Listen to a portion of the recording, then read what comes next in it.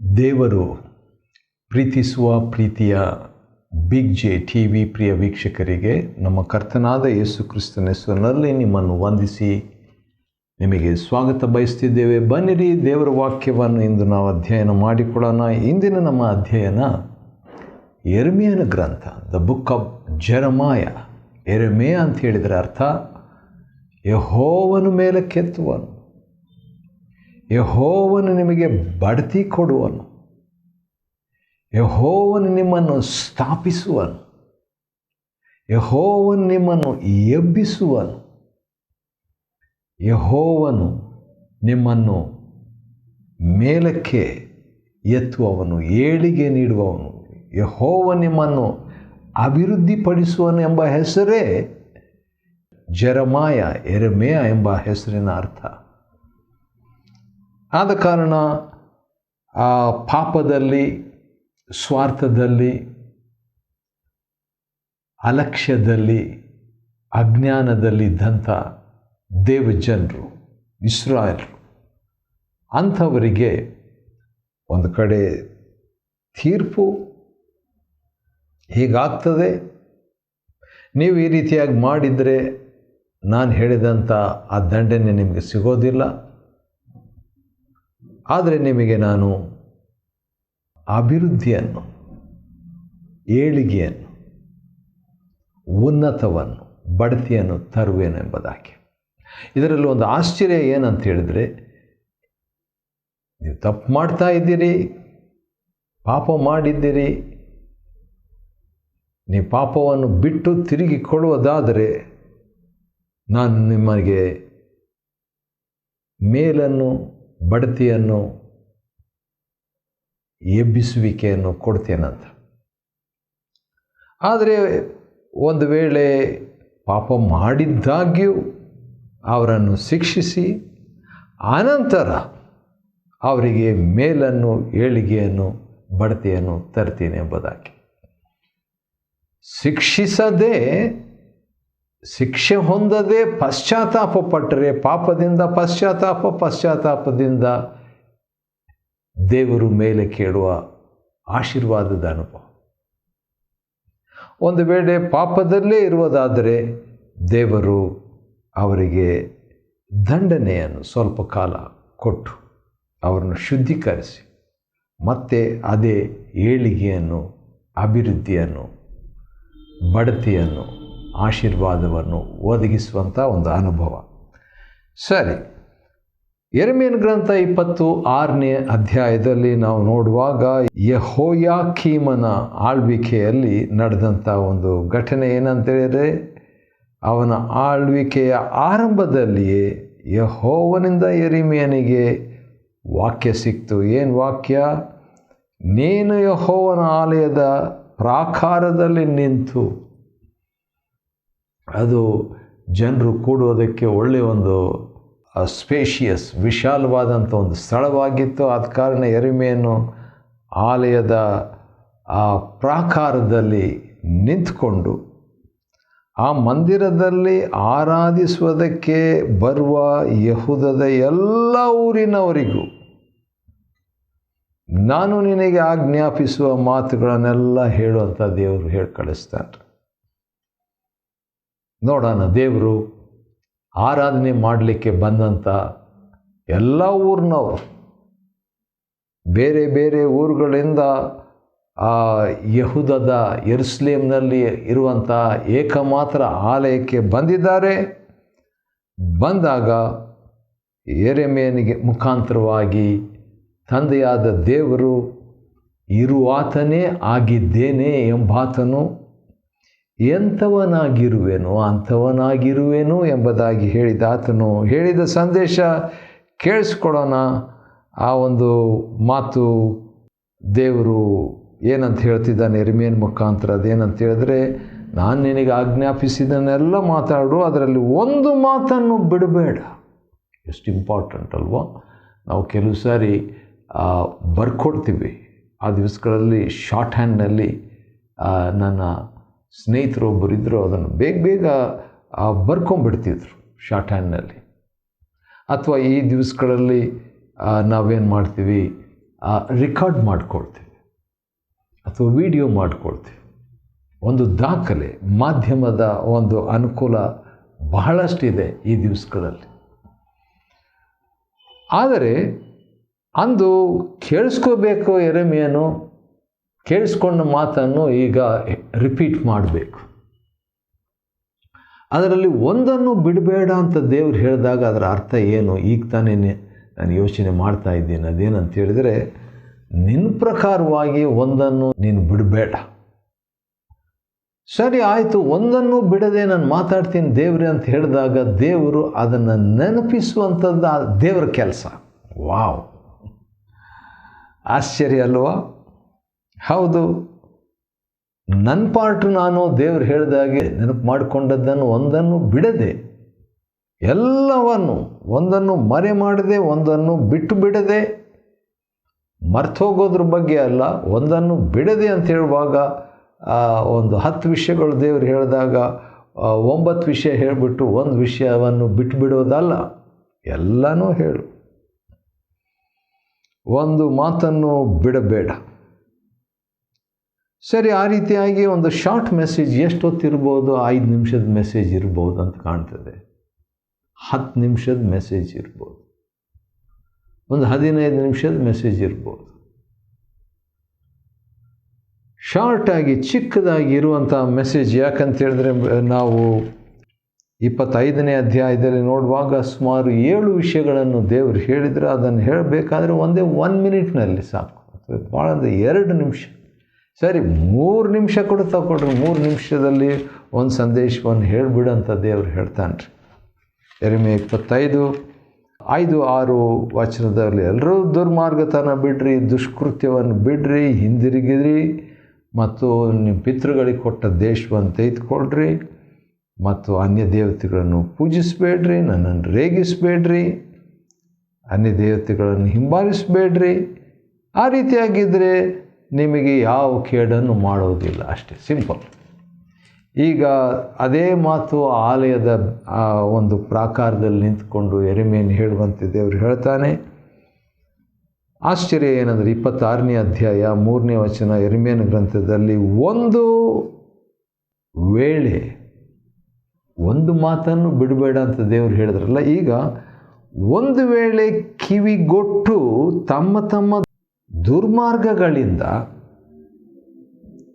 ಅವರು ಹಿಂದಿರುಗಿದರೆ, ಅಂದರೆ ಒಂದು ಶಾರ್ಟ್ ಮೆಸೇಜ್ 5 ನಿಮಿಷದ ಮೆಸೇಜೇ ಇರ್ಬೋದು ಅಂತ ಇಟ್ಕೊಳ್ರಿ. ಆ ಒಂದು ಸಂದೇಶವನ್ನು 3 ನಿಮಿಷದ ಮೆಸೇಜೇ ಇರ್ಬೋದು. ಅದನ್ನು ತಕ್ಕೊಂಡು ಅವರು ಕಿವಿಗೊಟ್ಟು ಕೇಳಿ ಬೇರೆ ಬೇರೆ ಊರಿಂದ ಆರಾಧನೆ ಮಾಡಲಿಕ್ಕೆ ಬಂದಂಥವರು ತಮ್ಮ ದುರ್ಮಾರ್ಗಗಳಿಂದ ನಾನು ತಿರುಗ್ತೀನಿ ಅಂತ ಹೇಳಿದರೆ, ಅವರ ದುಷ್ಕೃತ್ಯಗಳ ನಿಮಿತ್ತ ನಾನು ಅವರಿಗೆ ಮಾಡಬೇಕೆಂದಿದ್ದ ಕೇಡನ್ನು ಮನಮರುಗಿ ಮಾಡೋದಿಲ್ಲ. ವಾಹ್! ಓ ದೇವರೇ, ಬಹುಶಃ ಈ ರೀತಿಯಾಗಿ ಕೇಳಿದಾಗ ಆಲಯಕ್ಕೆ ಬಂದಂಥವ್ರು, ದೇವರೇ ಸದಾ ಇರುವಾತನೇ ನಿನಗೆ ಸ್ತೋತ್ರ, ನೀನು ಶಿಕ್ಷೆ ಕೊಡ್ತೀನಿ ಅಂತ ಹೇಳಿದ್ಯಲ್ಲ, ಈಗ ಮನಮರುಗಿ ಕೊಡೋದಿಲ್ಲ ಅಂತ ಹೇಳಿದ್ಯಲ್ಲ, ನಿನಗೆ ಸ್ತೋತ್ರ ಎಂಬುದಾಗಿ ಅವರು ಪ್ರತಿಕ್ರಿಯೆ ನೀಡ್ತಿದ್ರೇನು.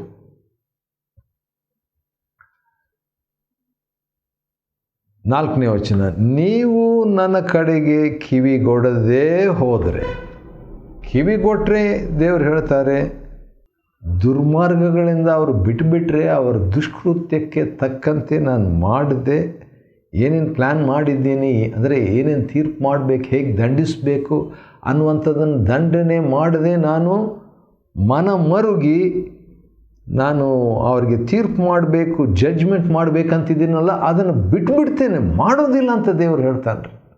ಎಂಥ ದೊಡ್ಡ ದೇವರು. ಒಂದು ವೇಳೆ ನೀವು ನನ್ನ ಕಡೆಗೆ ಕಿವಿಗೊಡದೆ ನಾನು ನಿಮ್ಮ ಮುಂದೆ ಇಟ್ಟಿರುವ ಧರ್ಮಶಾಸ್ತ್ರ, ವಾಕ್ಯ, ಧರ್ಮಶಾಸ್ತ್ರಕ್ಕೆ ಅನುಸಾರವಾಗಿ ನಡೆಯದೆ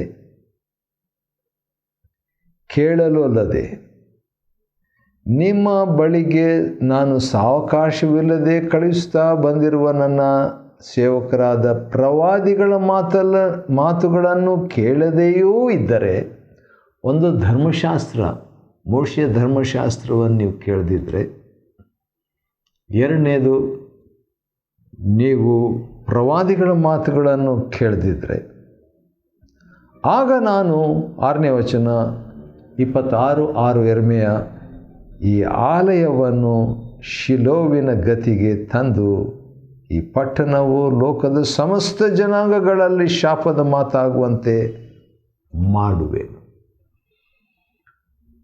ದೇವರಿಗೆ ಹತ್ತಿರವಾಗುವಂತೆ 3 ಅನುಕೂಲತೆಗಳು,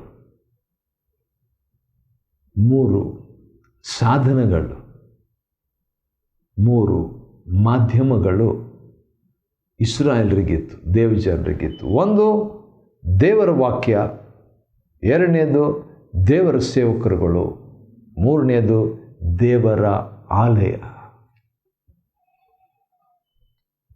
the word of God, the servants of God and the temple of God. ಆದ ಕಾರಣ ಈಗ ದೇವರು ಆ ರೀತಿಯಾಗಿದ್ದರೆ ನಾನು ಏನು ಮಾಡಬೇಕು ಅದನ್ನು ಮಾಡಬೇಕಾಗ್ತೈತೆ, ಅಂದರೆ ತೀರ್ಪು. ಯೆರೆಮೀಯನು ಇದನ್ನೆಲ್ಲ ಮಾತಾಡಿದ ಮೇಲೆ ಯಾಜಕರು, ಪ್ರವಾದಿಗಳು, ಎಲ್ಲ ಜನರು ಅವನನ್ನು ಹಿಡಿದು, ನೋಡ್ರಿ 3 ನಿಮಿಷ ಅಥವಾ 5 ನಿಮಿಷ ಸುಮಾರು ಮಾತಾಡಿರ್ಬೋದು. ಯೆರೆಮೀಯನು ಭಾಳ ಒಳ್ಳೆಯ ಮಾತದು. ಅವನನ್ನು ಹಿಡಿದುಬಿಟ್ಟು ಏನಂತ ಹೇಳ್ತಾರೆ, ನಿನಗೆ ಮರಣವೇ ಆಗಬೇಕು, ಏನು ನಿಮ್ಮ ದುರ್ಮಾರ್ಗಗಳನ್ನು ಬಿಡಿರಿ, ಹಿಂದಿರುಗಿರಿ, ಬಿಟ್ಟು ದೇವ್ರ ಕಡೆ ಬನ್ನಿರಿ ಅನ್ನೋದು ಮರಣಕರವಾದಂಥ ದಂಡನೆ ಆಗಬೇಕಾ? ದುಷ್ಕೃತ್ಯದ ನಿಮಿತ್ತವಾಗಿ ನಾನು ಏನು ಮಾಡಬೇಕಂತಿದ್ದೀನಿ ಅದನ್ನು ಮಾಡೋದಿಲ್ಲ ಅಂತ ಹೇಳೋದು ಕೆಟ್ಟ ಮಾತಾ? ಒಳ್ಳೆ ಮಾತು ತಾನೆ. ಧರ್ಮಶಾಸ್ತ್ರಕ್ಕೂ ಪ್ರವಾದಿಗಳಿಗೂ ಮತ್ತು ನನ್ನ ಆಲಯವನ್ನು ಮೋಸ್ಟ್ಲಿ ಈ ಆಲಯದ ಬಗ್ಗೆ ಮಾತಾಡುವಾಗ ಅವ್ರಿಗೆ ಭಾಳ ರೌದ್ರ, ಭಾಳ ಸೆಂಟಿಮೆಂಟ್, ಅವರಿಗೆ ಭಾಳ ಹತ್ತಿರ ಅಂಟ್ಕೊಂಡಿದ್ರು. ಆದ ಕಾರಣ ಬಹುಶಃ ಅದೇ ಒಂದು ಅವರಿಗೆ ಟ್ರಿಗರ್ ಆಗಿರಬೇಕು, ಕೋಪ ಬಂದಿರಬೇಕು. ಬೇರೆ ಎಲ್ಲ ಮಾತು ಸಹಿಸ್ಕೊಂಡ್ರು. ಆಲಯವನ್ನು ಶಿಲೋವಿನ ಗತಿಗೆ ತಂದು ಅಂತ ಹೇಳ್ಬಿಟ್ಟು ಹೇಳುವಾಗ ಅದು ಭಾಳ ಭಯಂಕರವಾದಂಥ ಒಂದು ಮಾತಾಗಿರಬೇಕು. 7ನೇ ಅಧ್ಯಾಯದಲ್ಲಿ ಕೂಡ ಇಂಥ ಒಂದು ಮಾತನ್ನು ಯೆರೆಮೀಯನ ಗ್ರಂಥದಲ್ಲಿ ನಾವು ನೋಡ್ತೇವೆ. ಅದೇನಂತ ಹೇಳಿದರೆ, ನಾನು ಮೊದಲು ನನ್ನ ನಾಮವನ್ನು ಸ್ಥಾಪಿಸಿದ ಶಿಲೋವಿನಲ್ಲಿದ್ದ ನನ್ನ ಸ್ಥಾನಕ್ಕೆ ನೀವು ಹೋಗಿ ನನ್ನ ದೇವರಾದ, ನನ್ನ ಜನರಾದ ಇಸ್ರಾಯೇಲರ ಅಧರ್ಮದ ನಿಮಿತ್ತ ನಾನು ಅದಕ್ಕೆ ತಂದ ಗತಿಯನ್ನು ನೋಡಿರಿ ಎಂಬುದಾಗಿ ದೇವರು ಹೇಳ್ತಾನೆ. ಅದರ ಹಿಸ್ಟ್ರಿ ನಾವು ನೋಡುವಾಗ ನ್ಯಾಯಸ್ಥಾಪಕರು 18ನೇ ಅಧ್ಯಾಯದಲ್ಲಿದೆ. ಸದ್ಯಕ್ಕೆ ಮರಣದಂಡನೆ ಯೆರೆಮೀಯನಿಗೆ ಕೊಡಬೇಕಂತೇಳ್ಬಿಟ್ಟು ಇವರೆಲ್ಲರೂ ತೀರ್ಮಾನಿಸಿದಾಗ, ನೀನು ದೇವರ ಹೆಸರು ಎತ್ತಿ ಈ ಆಲಯವು ಶಿಲೋವಿನ ಗತಿಗೆ ಬರುವುದಂತ ಹೇಳ್ತಿದೆಯಲ್ಲ ಅಂತ ಹೇಳ್ಬಿಟ್ಟು ಅವರು ನಾನು ಅಂದ್ಕೊಂಡ ಆಲಯದ ಬಗ್ಗೆ ಅವ್ರಿಗೆ ಅಭಿಮಾನ ಬಹಳ ಇತ್ತು. ಆಲಯದಲ್ಲಿ ಎಲ್ಲ ಜನರು ಈಗ ಯೆರೆಮೀಯನ ಸುತ್ತ ಸೇರ್ಕೊಂಡ್ಬಿಟ್ಟಿದ್ದಾರೆ. ಮತ್ತು ಈಗ ಯಾಜಕರು, ಪ್ರವಾದಿಗಳು, ಕೆಲವರು ಇನ್ನೂ ಯೆರೆಮೀಯನಲ್ಲದೆ ಬೇರೆ ಪ್ರವಾದಿಗಳಿರೋ ಅವರೆಲ್ಲರ ಏನು ಹೇಳ್ತಾರೆ, ಯೆರೆಮೀಯನಿಗೆ ಮರಣದಂಡನೆ ಆಗಬೇಕು ಎಂಬುದಾಗಿ. ಈ ರೀತಿಯಾಗಿದ್ದಾಗ ಯೆರೆಮೀಯನು ಈಗ ಸ್ವಲ್ಪ ಮಾತಾಡ್ತಾನೆ. ಏನು ಮಾತಾಡ್ತಾನಂತ ನಾವು ನೋಡೋಣ. 12ನೇ ವಚನದಲ್ಲಿ, ನೀವು ಕೇಳಿದ ಮಾತುಗಳನ್ನೆಲ್ಲ ಈ ಆಲಯಕ್ಕೂ ಈ ಪಟ್ಟಣಕ್ಕೂ ವಿರೋಧವಾಗಿ ನುಡಿಯಬೇಕೆಂದು ದೇವರು ನನಗೆ ಕಳಿಸಿದನು. ಈಗಲೇ ನಿಮ್ಮ ಮಾರ್ಗಗಳನ್ನು ಕೃತ್ಯಗಳನ್ನು ತಿದ್ದಿಕೊಂಡು ನಿಮ್ಮ ದೇವರಾದ ಯೆಹೋವನ ನುಡಿಗೆ ಕಿವಿಗೊಡ್ರಿ ನೀವು. ಹಾಗಾದರೆ ನೋಡ್ರಿ, ಇನ್ನೊಂದು ಸರಿ ಕೃಪೆ ಅವ್ರಿಗೆ. ಯಾಜಕರು, ಪ್ರವಾದಿಗಳು, ಜನರು ಆರಾಧನೆ ಮಾಡಲಿಕ್ಕೆ ಬೇರೆ ಬೇರೆ ಊರಿಂದ ಬಂದಂಥವರು, ಅವ್ರಿಗೆ ಇನ್ನೊಂದು ಅವಕಾಶ ದೇವರು ಕೊಡ್ತಾ ಇದ್ದಾನೆ. ಅದೇನಂತ ಹೇಳಿದ್ರೆ, ನೀವು ದೇವರ ಕಡೆ ತಿರುಗಿಕೊಂಡ್ರೆ ಯೆಹೋವನು ನಿಮ್ಮ ವಿಷಯವಾಗಿ ನುಡಿದಿರುವ ಕೇಡನ್ನು ಮನಮರುಗಿ ಮಾಡದಿರೋ ದೇವ್ರು ಮಾಡಲ್ಲ. ಇನ್ನೊಂದು ಗುಡ್ ನ್ಯೂಸ್, ಇನ್ನೊಂದು ಶುಭವಾರ್ತೆ. 26:3 ಹೇಳಿದಂಥ ಅದೇ ಮಾತನ್ನು ಯೆರೆಮೀಯನು 26:13 ರಿಪೀಟ್ ಮಾಡ್ತಾನೆ. ಭಾಳ ಚೆನ್ನಾಗಿದೆ. ಆ ರೀತಿಯಾಗಿ ಹೇಳ್ಬಿಟ್ಟು, ನಾನು ನಿಮ್ಮ ಕೈಯಲ್ಲಿದ್ದೀನಲ್ಲ, ನಿಮ್ಗೆ ಒಳ್ಳೆಯದಾಗಿಯೂ ನ್ಯಾಯವಾಗಿಯೂ ತೋರುವುದನ್ನು ನನಗೆ ಮಾಡಿರಿ. ಏನು ಮಾಡ್ತೀರೋ ಮಾಡಿರಿ, ಏನು ಮಾಡ್ತೀರ ಅಂದಿಲ್ಲ, ಒಳ್ಳೆಯದನ್ನು ನ್ಯಾಯವಾಗಿರುವ ತೋರುವುದನ್ನು ಮಾಡಿರಿ ಅಂತ ಹೇಳಿದಾಗ ಇನ್ನೊಂದು ಮಾತು ಹೇಳ್ತಾನೆ. ಯಾಕಂದ್ರೆ ಮರಣದಂಡನೆ ಆಗಬೇಕಂತ ಅವ್ರು ಪ್ಲ್ಯಾನ್ ಮಾಡಿ ಕೊಲ್ಲಬೇಕಂತಿದ್ದಾರೆ ಯೆರೆಮೀಯನು. ಆದ ಕಾರಣ ಇವನು ಹೇಳ್ತಿದ್ದಾನೆ, ನನ್ನನ್ನು ನೀವು ಕೊಂದು ಹಾಕಿದರೆ ಏನಾಗ್ತದೆ, ಒಬ್ಬ ನಿರ್ದೋಷಿಯಾದಂಥ ವ್ಯಕ್ತಿಯನ್ನು ನೀವು ಕೊಂದ ಹಾಗೆ ಆಗ್ತದೆ.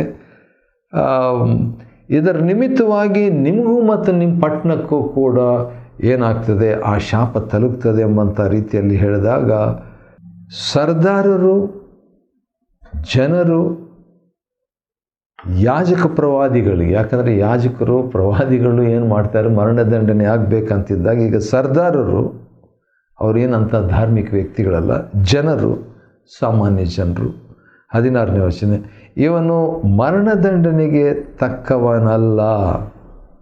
ಆ ರೀತಿಯಾಗಿ ಹೇಳಿದ ಮೇಲೆ 19ನೇ ವಚನ ನಾವು ನೋಡಿಕೊಳ್ಳುವಾಗ, ಅರಸನು ಯೆಹೋವನಲ್ಲಿ ಭಯಭಕ್ತಿಯುಳ್ಳವನಾಗಿ ಆತನ ದಯೆಯನ್ನು ಬೇಡಿಕೊಳ್ಳಲು ಯೆಹೋವನ ಅವರ ವಿಷಯವಾಗಿ ನುಡಿದಿದ್ದ ಕೇಡನ್ನು ಮನಮರುಗಿ ಮಾಡದೆ ಬಿಟ್ಟನಲ್ಲ.